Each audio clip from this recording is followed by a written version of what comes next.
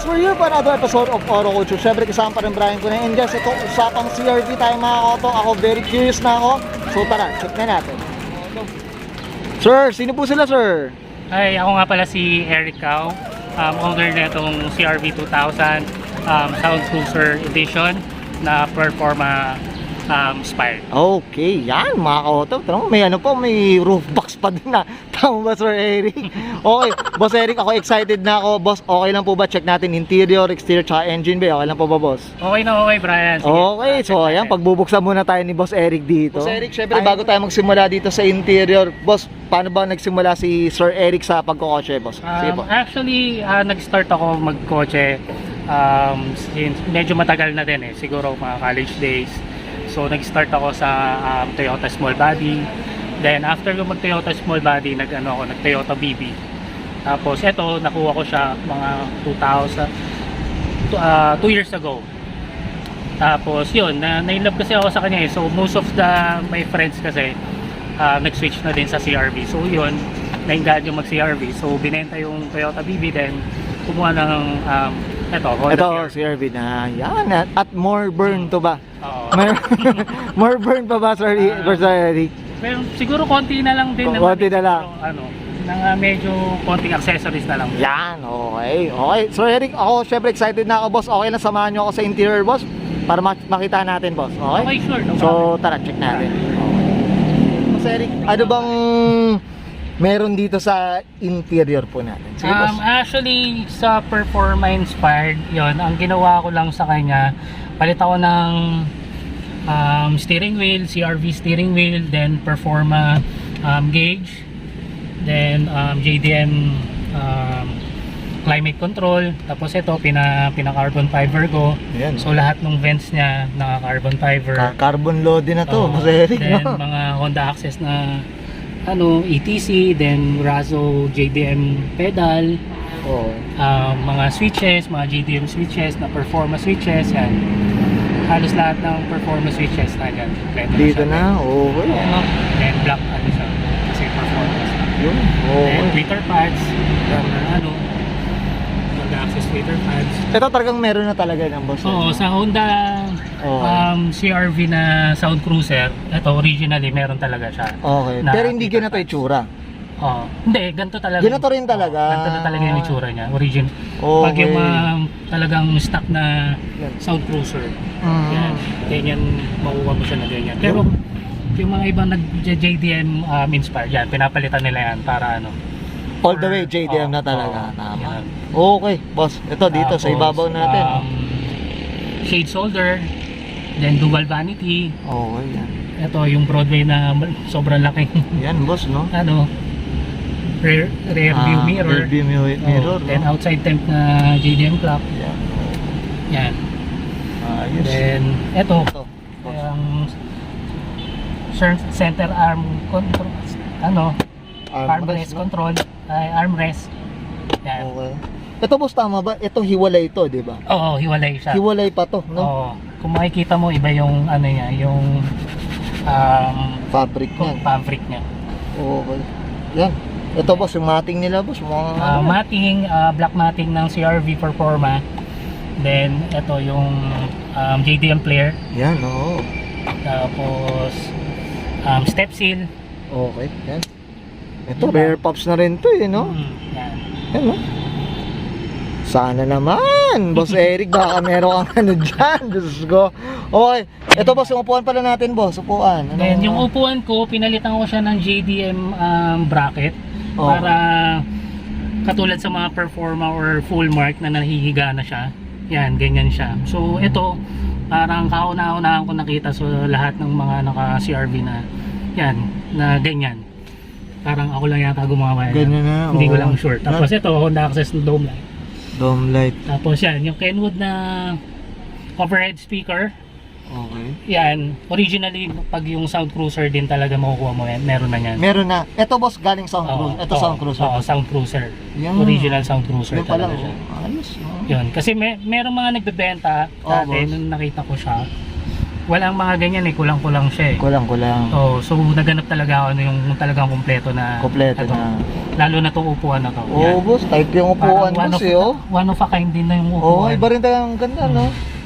Sa Sound Cruiser, ito. Oo, ito talaga yung Ganda ano. pa na, no? So dalawa yung nilabas ng Sound Cruiser eh. Ah. Isang ganito, tsaka yung isa is parang leather type siya. Yung Okay. naka-leather. So ito yung pinaka parang top of the line. Ay, oo, tama. Yung naka-leather, oo, tama. Gets ko. Ito yung top of the line ng CRV talaga. Okay. Type ko, boss, ha? Pag nagsawa ka, boss Eric. Yan lang siya, ganyan. Okay. Yan. Ito lang yung sa interior. Yan, ang dami, di ba? Yun lang yan, ha, mga kakota, ha? Okay, boss Eric, okay ka na dito sa interior Oo, natin? yan, okay. Ako, check natin yung exterior naman, boss, okay? Okay, sige. So, tara, check natin. Anong meron dito sa ano natin? Exterior, boss. Sige po. Well, dito sa exterior, in-add ko lang dito, yan, mga accessories, yung job badge, then, itong, CRV bumper pole, ayan. Ito, ito. Performa bumper. Okay, yan. Sige, boss. Then sa mags, ito originally yung mags na yan from DC5 yan. Yan. So, ayun, sobrang ano lang siya. Sobrang bagay na bagay lang siya sa mga CRV. Lalo na ito, yung team ko kasi is black and white team. So, yun. Kaya mas pinili ko siya Maganda. DC5. Ayan, no? Ganda, no? Okay. Siyempre ito, mga ano, Then, fender. Ito, yan, fender mirror. Must-have talaga, no? Must-have, no? Wala na. Okay. Tapos ito, retractable mirror na din siya. Yung Ah, natutupi. okay. Natutupi na. So, yung minsan kalamitan dito sa atin kasi hindi siya na yung retractable. Oh, retractable. Talagang ano lang tayo, manual, kumbaga manual. Okay, boss, ito, sa gilid natin, boss. Sa gilid, yan, ito pa rin yung pinaka-original na sticker niya na Okay. ng Sound Cruiser, then Nerf bar, yan, originally from din siya. Nung nakuha ko siya, meron na siyang ganyan. Then, sa original CRV, Sound Cruiser, meron din siyang ganyan. Okay. Pero yung iba, minsan tinatanggal na yan. Yan. So, ito, ano na, yung original pa niya. Okay. Boss, ito, Then, boss. sa taas, ito, RV Ino crossbar, then RV Ino na roof box. So, ito, talaga siya, magka-partner. Kasi isa lang yung susi niya from dito sa lock niya, from crossbar sa roof box. So set mo taga siya kukunin, no? Yan, set ko talaga siya nakuha. Nakuha. So, yan, tinayok ka from Batangas. Wag, From grabe, Antipolo to no? Batangas. So, pag hindi mo pwede ibenta kung roof box lang o ano, no? Pwede mo naman siyang Pwede. ibenta, pero siyempre, na lang, duplicate. Duplicate mo na lang, no? Oo. Okay. Ito, boss, yung ano natin Then, sa... ito, JDM visor, bubble visor. Oo. Yan. Ano? Mahal na rin na ito, boss, eh, no? Tapos, privacy glass. Okay. Yan, privacy glass. Then, dito sa likod, meron tayong wing. CRV JDM wing. Yan. Then, clear tail lights. Yeah. Okay. Yan, clear tail lights. Ito ang ano, Sir Eric, ito curious ako, magkano ba yung nag-estimate yung mga ganito na clear taillights? Ganito, nasa 15 to 18,000. Yung lens lang yun? Oo. O buo na? Oo, buo. Meron ka mabibili na buo na, meron ka na mabibili na lens lang. Lens lang. Oo. So approximately ganun din yung lalabas. Lalabas. Okay. Yan. Oo. Then, Ganda, no? choco bumper na Then yun, set of 5 siya na DC5. So Yeah. yun, kumuha talaga ako ng isang peraso na DC5 para at least kompleto siya na buo. Kompleto. Maganda Diba? tingnan. Meron naman talaga original na DC5 na yung donut tires. Donatar. Oo, yun. Pero para mas maganda tignan, tsaka mas sa team, mas pinili ko siya Mas madiin, boss. Mas Oo. madiin. Mas madiin. Tama ba, Sir Eric? Mas iba. Hindi. Sa bagay ako mga koto, medyo fan na rin ako ng iba rin 5 pieces, no? Iba rin naman. Oo. Iba rin naman. Iba Diba? kasi yung dating ng talagang yung 5 pieces. 5 pieces. Ano siya? Medyo ano tayo. Okay. And sa muffler Muffler is mo. Kakimoto muffler, yan, 7 spirits. Okay. Ito, next 7 natin. spirits of gas man. Yan. Okay. Then na rin tayo, naka full exhaust, Okay. na stainless na 2.5, then coilover. Coilover na rin. Paint coilover. Yan, okay. Yan, sana mag-flex natin mga ka-auto. Pero, yan, ayun. Green eh, oh, mga ka-auto, di ba? Okay. Okay ka na, Boss Eric? Okay. Siguro mga feature ano ko dito yan is siguro cheap light na clear din. Then siguro mga con light. Konting mga Honda access. Mga anik-anik ka na lang na Sir Eric. Okay. Yeah, boss, okay ka na dito sa exterior natin, boss. Syempre, check natin engine bay naman. So, Sure, no problem. tara, check natin. Anong meron dito, boss? Sige po. Well, sa engine ko naman, so nagpalit na ako ng tranny na 4x2 tranny, JDM 4x2 tranny. Then reduction starter. Ito JDM yung Japan ano na din siya, hydrovac na din siya. Yun lang naman yung pinalitan ko dito. Then stock B20. Tapos ito, maintenance Maintenance na lang. So every 3 months yan, change oil para pa rin yung takbo niya. Kumbaga nasa condition lagi. Nasa condition na lagi. Okay, mga auto. Yan lang. So, malinis, mga auto. Yan, shoutout tayo doon sa nag-engine wash, boss, of course. Sige. Yan. Shoutout sa boss, Fresh Ride. Yan, Sa nag-engine wash ng sasakyan natin. Yan, okay. Sila yung lagi nagka-car wash natin. Okay, yan, well said. Okay ka na, boss? Ready? Yan. Okay. Okay, ito mga auto, nakita natin interior, exterior, tsaka engine bay. Netong JDM na netong engine bay neto ni Sir Eric. Boss, syempre sa auto ko, hindi mawala ang shoutout po natin. Sige po, go! Okay, so shoutout nga pala sa number 1 sa asawa ko na lagi nakasuporta sa dito sa mga luho ko dito sa sasakyan. Then sa dalawang anak ko, kay Francesca at kay Zach.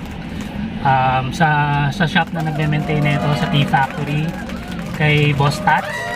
Then sa mga mechanic na si June, si Kulot, tsaka si Kuya Ronnie, yan. Then sa Fresh Ride, yung sa lagi nagka-car wash natin sa sakyan. Then dito sa venue natin sa Coffee Project sa Vista Mall Antipolo, yan. Punta lang kayo dito palagi. Yan, well said. Mga liwalas dito. Okay, yan. Yun lang siguro.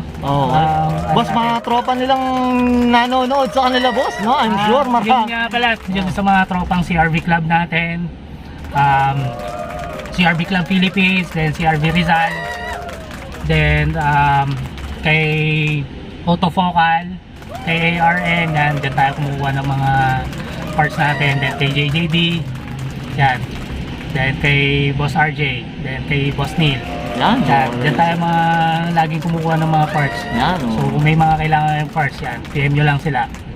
Then kay Kulaog, kay Jeff, yan, thank you din sa'yo. Yan, sa kanya ako talaga halos nakakuha ng parts neto. Parts, okay, well, sana naman.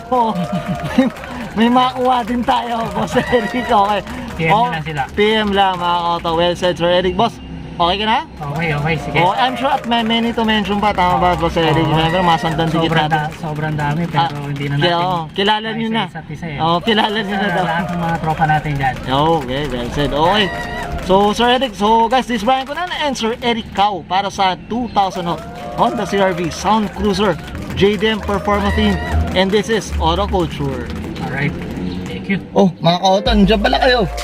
Ay, another successful shoot na naman tayo, mga ka-auto. Siyempre, medyo marami-rami shoot natin. And of course, siyempre, minsan nakakalimutan na natin kumain. And of course, siyempre, thankful tayo. Of course, pinadalan tayo ng Lens homemade siomai, mga variety na mga beef and pork siomai, mga kauto. And hindi lang yun, mga kauto, ang kagandahan pa noon, meron silang homemade din na chili oil, mga kauto. And of course, syempre, mga prices na napakamura and affordable, yung kagandahan. Hindi lang sulit na sulit yung presyo nila. Mga kauto, ito yung pinadala sa atin ng Lens homemade siomai. So ito, beef tong pinadala, tong dala ko ngayon. So ito, meron din silang pork siomai. Of course, syempre, mga kauto, syempre kailangan tikman natin, mga kauto. So may kalamansi na rin, mga kauto. And of course, syempre yung chili oil nga, mga kauto. Ito, itikman na natin. Malinamnam, mga kauto. And of course, syempre, hindi puro wrapper, mga kauto. So yun ang kagandahan sa Lens homemade siomai, mga kauto. Ako, hindi ko na patatagalin to. Syempre, ubusin ko at napakasarap. So guys, huwag nang kalimutan, check nyo yung Facebook account nila, Lens homemade siomai. check nyo, nandiyan yung contact number nila mga kauto. And of course, syempre, ano pa yung natay no? So, order